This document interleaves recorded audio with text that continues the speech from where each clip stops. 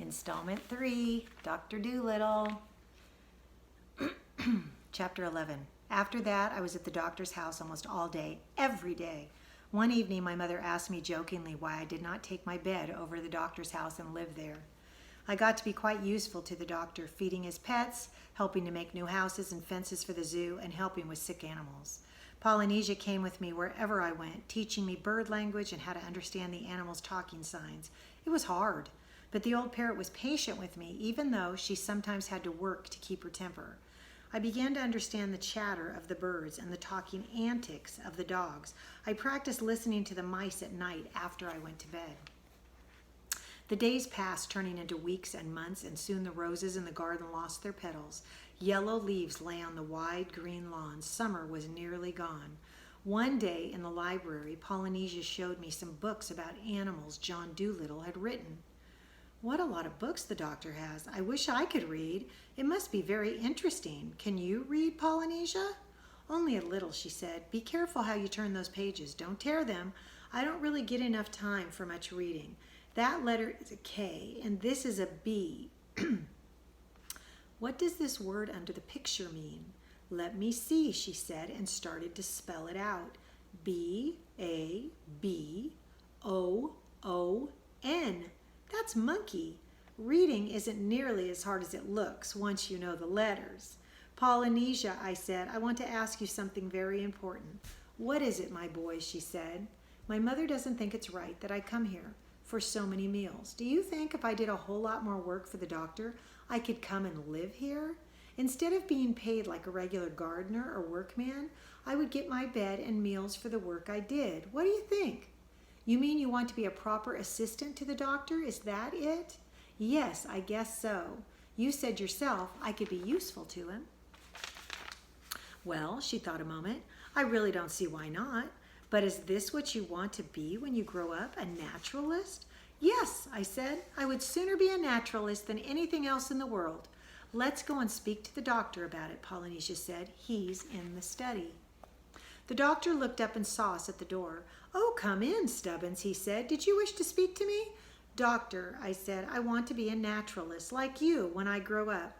Oh, you do you? Murmured the doctor. Well, have you spoken to your mother and father about it? No, not yet, I said. I want you to speak to them for me. Couldn't we make some plans so I could work for my meals and sleep here? The doctor laughed. You are quite welcome to come here for 3 meals a day all year round. You already do a lot of work. I've often felt I should pay you for what you do. But what was your plan? Well, I said, I thought perhaps you would see my mother and father. Tell them if they let me live here with you and work hard that you will teach me to read and write. My mother is very anxious to have me learn reading and writing, and I couldn't be a proper naturalist without it, could I? I don't know so much about that, said the doctor. It is nice to read and write, but the greatest naturalist of them all can't write his name or read the ABCs. Who is he? A mysterious person, said the doctor. His name is Long Arrow, son of Golden Arrow. He is an Indian. Have you ever seen him? No, I've never seen him, said the doctor. No European has ever met him. He lives with the animals and with different tribes of Indians somewhere along the mountains of Peru. How do you know so much about him if you've never seen him? The purple bird of paradise, the doctor said. She told me about him. I gave her a message for him. I'm expecting her back any day now, but it's already the last week of August, and I hope nothing happened to her on her way. Why do the animals and birds come to you when they are sick and not go to him? It seems my methods are more up to date, the doctor explained, but Long Arrow's knowledge of natural history is tremendous. His specialty is botany, plants, and that sort of thing. Now, Stubbins, are you sure you want to be a naturalist? My mind is made up. It isn't a very good profession for making money. Most good naturalists don't make money. They spend it on butterfly nets and cases for birds' eggs and things. After all these years, I'm only now starting to make some money from the books I write. I don't care about money, I said. Won't you please come and have dinner with my mother and father next Thursday? You see, there's another thing. If I'm living with you and sort of belong to your house and business, I could come with you on your next voyage. Oh, he smiled, so you want to come on a voyage with me? I want to come on all your voyages. It would be much easier if you had someone to carry the butterfly nets and notebooks for you. The doctor sat silently, drumming his fingers on the desk while I waited. At last he stood up. "Well, Stubbins," he said, smiling, "I'll come and talk it over with you and your parents next Thursday, and we'll see." I tore home like the wind to tell my mother that the doctor would come. The next day, I sat talking to Dab Dab on the doctor's garden wall. Thanks to Polynesia's lessons, I could talk to most birds and some animals. Dab Dab was a nice motherly duck, though not as clever and interesting as Polynesia. As we sat, Dab Dab told me about her adventures in Africa with the doctor long ago. Suddenly, we heard the sound of people cheering. I stood on the wall and saw a crowd of school children following a ragged, strange-looking woman. "What can that be?" Dab Dab cried. The children laughed and shouted at the woman. She had long arms and stooped shoulders. She wore a straw hat on the side of her head. Her long skirt dragged on the ground. As she approached the wall, I saw that her hands were dark and hairy. "Wow, it's Chi-Chi!" Dab Dab cried. "Come back at last! How dare they tease him!" She flew straight towards the children. They shrieked and raced back towards town. And here's a picture of Chi-Chi.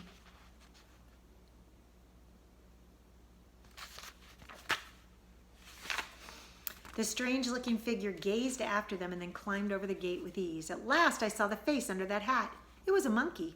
Chi-Chi dropped from the gate into the garden, ripped off the silly-looking clothes, tore the straw hat in two, and threw it into the street. He pulled off his bodice and skirt and threw them down, angrily kicking them. Suddenly there was a screech from the house, and out came Polynesia, followed by the doctor and Jip. "Chi-Chi, Chi-Chi," shouted the parrot. "You've come at last. I told the doctor you'd find a way. However did you do it?" They gathered around, shaking Chi-Chi's 4 hands and asking a million questions at once. "Let's go into the house," the doctor said. "Stubbins, would you run up to my bedroom? You'll find a bag of peanuts in the bureau drawer. I kept them in case Chi-Chi came back. And see if Dab Dab has any bananas. Chi-Chi tells me he hasn't had one in 2 months. When I came into the kitchen, everyone was listening to the monkey tell of his journey from Africa." After Polynesia left Africa, Chi-Chi grew homesick for Dr. Dolittle and Puddleby. One day, down at the seashore, he saw people getting on a ship going to England, and he tried to get on too, but was turned away. He watched as the people boarded and saw a large family getting on the ship. One of the girls reminded him of his cousin. "That girl looks just as much like a monkey as I look like a girl," he thought. "If I could get some clothes to wear, I could slip onto the ship with another family." He went off to a nearby house and looked through the open window. He knew it was wrong, but he jumped through the window, grabbed some clothes, and put them on. He went back to the shore, moved among the crowds, and sneaked safely onto the big ship. When he reached England, the sailors saw him as he tried to get off the ship, and they wanted to keep him as a pet. He dived into the crowd and escaped. He was still a long distance from Puddleby and had to travel across all of England. He hid during the day and came out at night to look for food. Chi-Chi sighed, recalling the terrible time.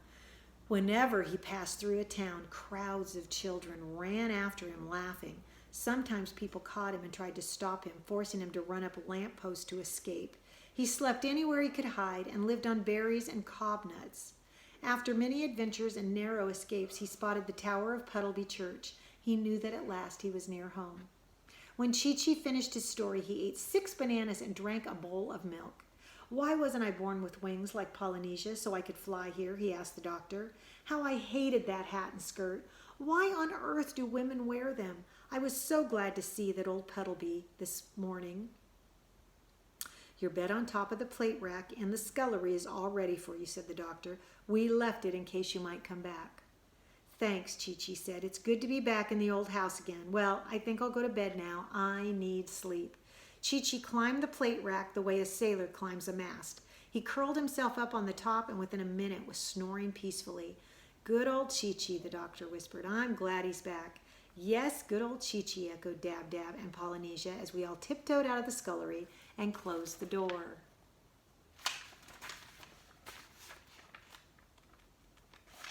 I became the doctor's assistant. Thursday evening, there was great excitement at our house. My mother prepared all the doctor's favorite dishes: spare ribs, sliced beets, fried bread, shrimps, and treacle tart.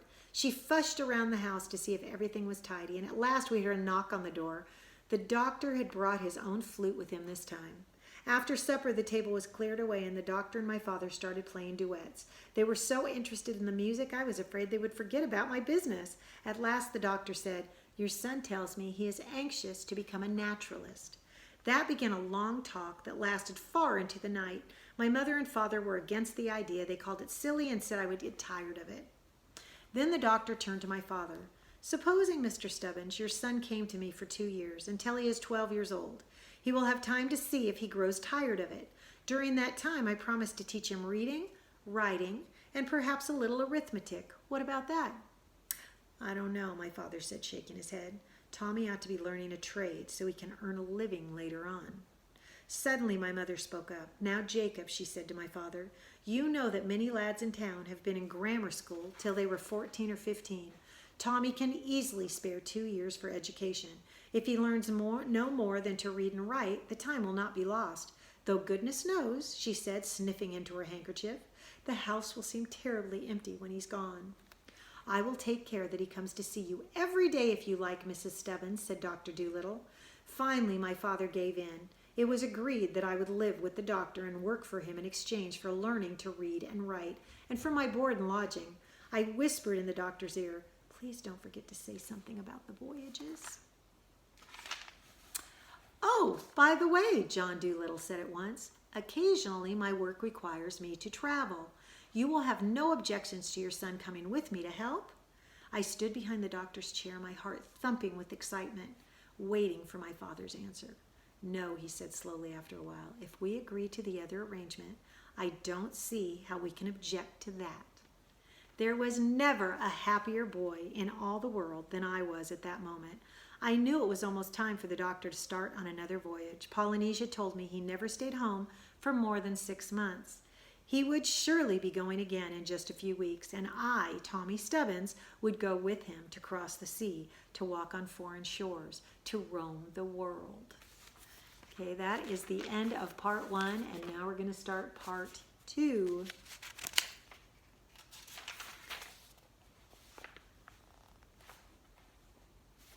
There really aren't any pictures yet, you guys. I'll read a couple more chapters and then we'll stop again. 2 days after dinner at my family's house, the doctor told me sadly he would have to give up learning the language of shellfish at the present. "I'm discouraged, Stubbins. I've tried the mussels, clams, oysters, all the lobster and crab family. I think I'll go back to the latter," he said. "What will you do now?" I asked. "Well, I think it's time for a voyage," he said. "When shall we start?" "We'll have to wait for the purple bird of paradise. She might have a message from Long Arrow. She should have been here 10 days ago. "Shouldn't we see about a boat?" I said. "She'll probably be here any day, and we'll have lots to do." "That's true," said the doctor. "Let's go see Joe, the mussel man. Maybe he knows of a boat for us." So off we went, Jip tagging along with us. Joe, the mussel man, took us a little way down the river. There was the prettiest vessel ever built. She was called the Curlew. Joe said he would sell her cheap, but he had to have 3 people to sell her. "Of course there'll be Chi-Chi," the doctor said, "but although he is quick, he is not as strong as a man. We do need another person to sell a boat as big as that. I know a first-class seaman who could use a job," Joe said. "No, thanks," said the doctor. "I couldn't afford a seaman. Who else could we take with us?"